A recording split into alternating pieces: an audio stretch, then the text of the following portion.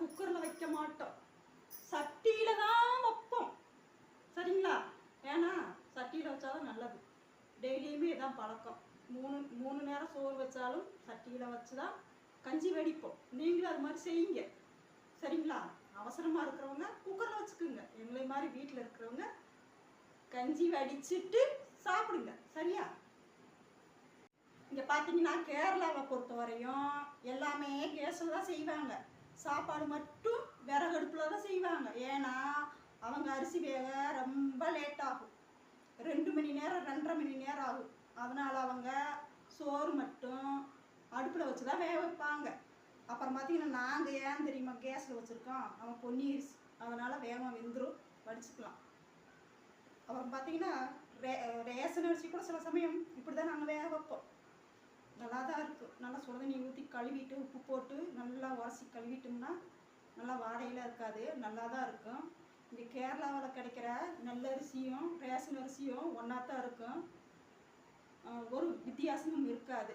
இப்போ பார்த்தீங்கன்னா தமிழ்நாட்டில் பார்த்தீங்கன்னா வேறு வேறு அரிசி இருக்குது. இங்கே எப்போ பார்த்தாலும் பொன்னி அரிசின்னு ஒரே அரிசி தான் தர்றாங்க. அது ரேஷன் அரிசியை பாலிஷ் பண்ணி தர மாதிரி தான் இருக்கும். அதனால தான் இப்படி நாங்கள் வடிச்சுக்கிறது. குக்கரில் வச்சோம்னா நல்லா இருக்காது. அப்போ இன்னைக்கு நாம் என்ன செய்கிறோன்னா, சோறு வெந்துக்கிட்டு இருக்கு, மீன் எல்லாம் பெரட்டி வச்சுட்டேன் மசாலாலாம் போட்டு. அதில் என்னென்ன போட்டிருக்குன்னு உங்களுக்கு சொல்கிறேன். சரிங்களா?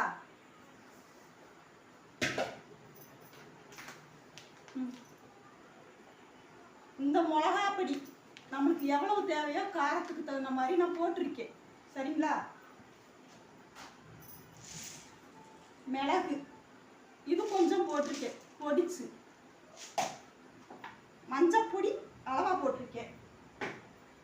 அப்புறம் இது பார்த்தீங்கன்னா கொஞ்சம் இடியப்பம் செஞ்சுட்டு அரிசி மாவு வறுத்து வச்சது மிச்சம் வச்சிருக்கேன், அது கொஞ்சமாக போட்டிருக்கேன். அப்புறம் இந்த லெமன் புழிஞ்சு விட்டுருக்கேன். இஞ்சி பூண்டு பேஸ்ட்டு போடலை. என்னைக்கு நம்ம ரெகுலராக மீன் வறுக்கிறதால இதெல்லாம் போட தேவை. இஞ்சி பூண்டு பேஸ்ட்டெல்லாம் போட மாட்டேன். ஏன்னா டெய்லி அது போடுறதுக்கு எனக்கு பிடிக்காது. முக்கியமாக போடுறது மிளகாப்பொடி, மஞ்சப்பொடி, உப்பு, குறுமிளகு 4 மட்டும்தான் போடுவேன். நல்லா குழச்சிட்டு தண்ணியில் ஊற்ற மாட்டேன். லெமன் புழிஞ்சு விடுவேன். இருந்துச்சுன்னா கொஞ்சம் அரிசி மாவு இருந்துச்சுன்னா போடுவேன். ஏன்னா எண்ணெயில் போடுறப்போ மீன் பார்த்தீங்கன்னா பொடியெல்லாம் கரைஞ்சி போயிடும். அரிசி மாவு போட்டோம்னா அப்படியே பிடிச்சிக்கிறோம் மீனில். அதனால் மெயினாக ஒன்று தேவை, குழம்பு வேணும் இல்லைங்களா? அதுக்கு நான் ரசம் வைக்க போகிறேன். காலையில் வச்ச கத்திரிக்காய் தொக்கு இருக்குது, காமிக்கவா?